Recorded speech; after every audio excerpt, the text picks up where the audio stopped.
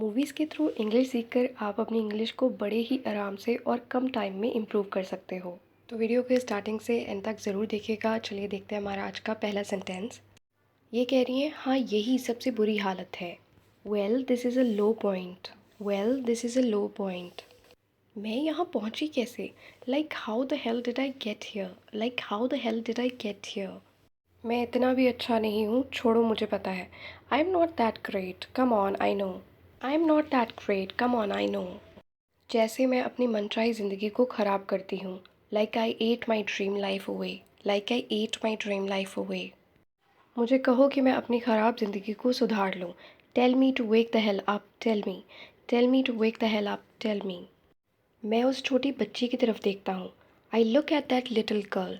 I look at that little girl. मेरी ज़िंदगी में सिर्फ तुम ही एक अच्छी चीज़ हो।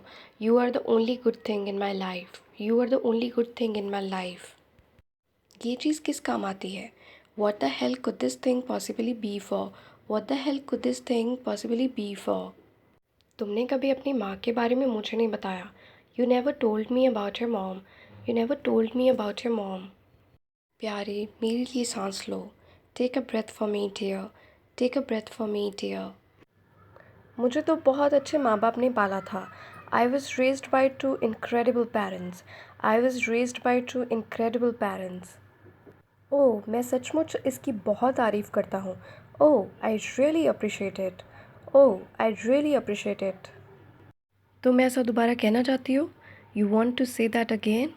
You want to say that again? Marsha मैं तुम्हारा काम नहीं बिगाड़ रहा।